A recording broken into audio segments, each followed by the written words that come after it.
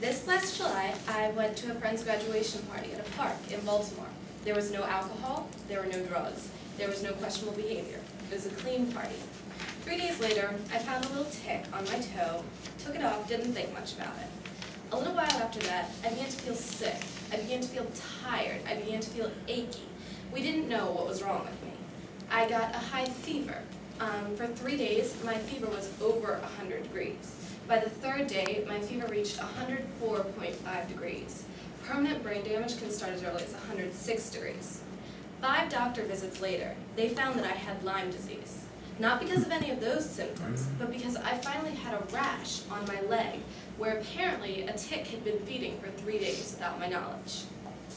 To avoid a story like mine, people need to be more aware of the symptoms and preventative measures for Lyme disease.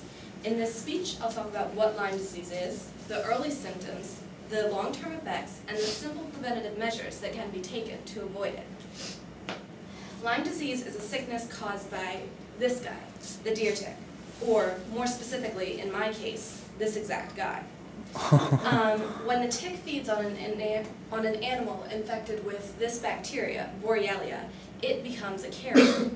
When it attaches itself to a human host, it can infect the person. Except the only issue with that is that it's small. And I mean, this is a big tick. This was my tick, this little black dot on the end of a cotton ball. It's easy to miss if it's attached somewhere under your clothes.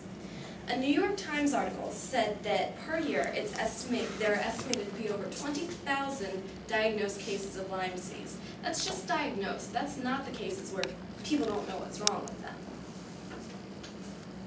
Since you now know how Lyme is caused, the early stage symptoms can be discussed. These can start occurring as early as a week after the initial bite. Some of the symptoms include headaches and aches in your major joints, your knees, your hips, your shoulders. High fevers happen also, and with high fevers come hallucinations. I thought that I was a waterbender from the anime show Avatar. None of these, though, show up with these symptoms. These are so early that Lyme disease still won't show up on your blood test. I did not test positive for Lyme, even with all these symptoms. A doctor I won't name said that I just had a virus and told me not to come back because I would get better on my own. That's because I didn't have this. The rash is the typical indication of Lyme disease. That top picture is the bullseye rash. That's what most people who have Lyme disease get. But some people get this second rash, this just like blotchy circle. I did not have that second rash until my fever was already way too high for me to feel safe. Since all these symptoms are so unclear and can be related to something like the flu, they're easily missed. And if Lyme disease isn't caught by these early stage symptoms, Lyme specialist Amir Amjadi of Lanham, Maryland, explained that the long-term effects can be incredibly varied. You can develop arthritis later in life, again, your knees, your hips, your shoulders. Serious neurological problems can come from Lyme disease. Dr. Amjadi also said that one of the main issues is heart disease, including heart failure. And if none of these symptoms are treated, death can occur. Post-Lyme disease is a long-term effect that comes around after you've been treated for Lyme disease. I have post-Lyme disease now. Dr. Melissa Anderson of Patients First explained that it can last up to a few months to a few years after the initial bite. It's a relapse period where you just feel like you did when you were sick. It can be weeks where you just feel tired and achy for no apparent reason.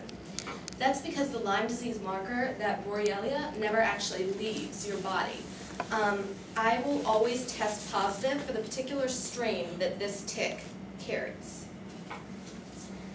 These are all less than pleasant side effects, or less than pleasant symptoms that can be easily avoided with a few preventative measures. First, be aware. Pay attention between the months of April and August. If you're going to a new area, find out if ticks are common in that area. Number 2, check your skin. Look for a little black dot that didn't used to be there. And number 3, the easiest thing is to use bug spray.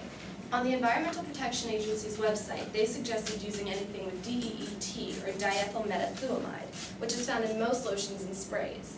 It's in 140 different products over 39 different companies.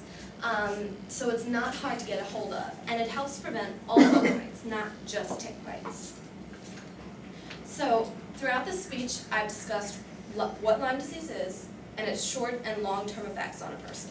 I've also discussed the simple preventative measures that can be taken. By being more aware and knowledgeable about Lyme disease, further serious cases of this sickness can be avoided. If I had been more aware, that day would not have had to be a day I remember and regret for the rest of my life.